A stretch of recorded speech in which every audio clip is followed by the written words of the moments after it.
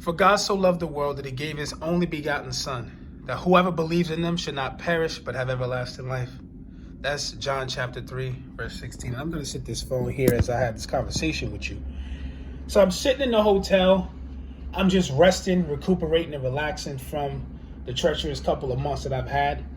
And I like sometimes to just sit in the window and just look and observe. And I'm not going to lie to you. I'm looking at all the cars go by. And to me, they're just a bunch of people going places and doing their own thing. I didn't really feel this compassion for the whole world at the moment. I do have my moments when I do, but at the moment, I didn't feel all this compassion for the world. I'm just looking at a bunch of cars just driving by. And as I'm looking at these cars driving by, it wasn't in words. I didn't hear words, but it's like this message was stirred in my heart. And it was more so like, just as important as your wife is to you. If you saw that red car coming through, she's special to you out of all these people, right? Just as she's special to you out of all these dots, out of all these specks moving around, to God, just as important as you are to God, everybody is important to God. God would have it that everybody be saved. He knew that that wasn't the case. But he's a fair God. He's a fair God with a fair shot. He always gives a fair shot. People don't always believe so, but he does. Whether it's in a way that we can understand it or a way that we cannot understand it. But I just wanted to share this message with you.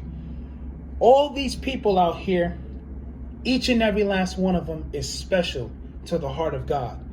God would have it that every single person driving on this road and all over the world be saved. It is not his will that people be lost, that people be eternally away from him, that people face the second death. Understand that God loves you so much and loves you being in his presence so much that he was willing to come down in the form of a man and be brutalized and be beaten to a place of non-understanding. His beating you can't even understand, just so that he can have you back in his presence to live with him forevermore. We are all a slave to sin. The world tells you that sin is freedom, but in reality, sin is a taskmaster. Jesus said it best. We are slaves to sin. We are literally slaves to sin. Anything that you don't have a choice in doing, meaning you have a choice, but any addiction that you have that's driving you to a place of death in any way, come on, man, that's not freedom. Drinking yourself to death is not freedom. Smoking yourself to death is not freedom. Sexing yourself to death is not freedom. All these things in some way lead to death. Overeating leads to death. We are slaves to sin without Jesus Christ. And he came that we may be free. His whole reason, see, we look at it as rules. It's not rules. It's freedom and protection from the devil. It's freedom and protection from sin. Accepting Jesus Christ into your life is accepting the discipline of what life really is. Being free, having a solid, clear choice on what do you want in this life. What do you want? Do you want Jesus or do you want the world? Saints, it's time to make that decision, because a lot of us, we say that we have, but we have not. And I'm even guilty of some of it.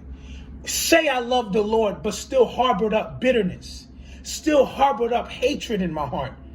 Still harbored up things that I should have let go. And still holding on to it, but still trying to serve God. For no man can serve two masters. None can serve two. We have to make a choice. It's time for us to be an example to these sinners on what living a godly life looks like. But if we look like them, what example do they have?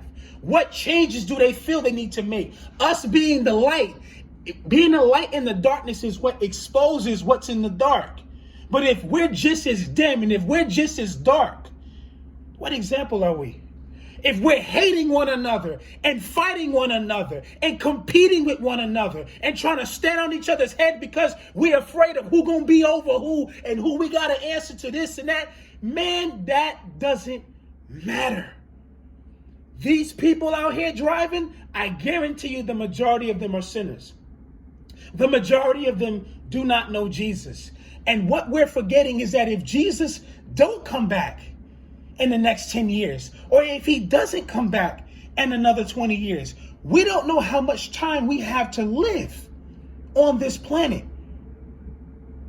I don't know if I'm going to be here tomorrow. I pray by grace that I'm here tomorrow. Every single day is a miracle. These people out here, unfortunately, some of them are not going to come out of this year. And I pray that I am one of them that come out of this year. I pray that the people I love in the family that I'm connected to in my church family and everyone that I love comes out of it. But a lot of these people, which I would pray that they come out, the unfortunate is that a lot of them are not going to come out. They have to answer to God for their sins. And sinners, now I speak to you. What choice are you going to make? How long are you going to keep hiding behind excuses on why you shouldn't give your life to Jesus? A lot of you, he's approached you so many times. A lot of you, he has extended his hand to you.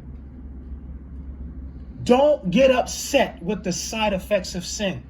Those things that happened to you, that bullying that happened to you, that violation that happened to you, all those things that happened to you did not happen to you to destroy you. See, what the devil means for bad, God takes it for good. God didn't mean for those things to happen to you.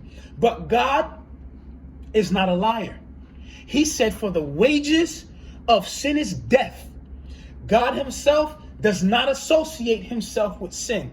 So because Adam and Eve made that decision to be disobedient, the manifest presence of God was moved away from this earth. This is why a lot of those things happen. Those people that did what they did to you, trust and believe me, it was their choice. And if God did not give us a choice, God gave us choices. Every single day we wake up, we have a choice. Every single day we wake up, we have a choice as to what we're going to do, what we're going to say, what lives are we going to be intentional about impacting. Are we going to make people's lives a little bit better? Are we going to make it worse? We have choices. We have choices when we get on this road. Am I going to speed or am I going to take my time? What are we going to do? So don't blame God for man's free will. If that man abused you, that was not God's will. That was that man's will. But everything that a human does has a consequence, good or bad. But here is the mercy and grace of Jesus Christ. After it happens, extending his hand to you to help all those other women break free from abuse, to help all those other people break free from addictions because of what you faced, because of the side effects of sin. A lot of the things that we go through is the side effect of sin. It was not God's will for you to be hurt. It was God's will for you to live with him eternally. That was God's purpose and plan, was for you to be one-on-one with him and to have family in the perfection of Jesus Christ, in the perfection of God's glory, in the perfection of God's love. It was never his intention for us to go through what we're going through. What you went through, stop blaming God for man's free will. But he's here today. And all you got to do is accept him. It's not rocket science.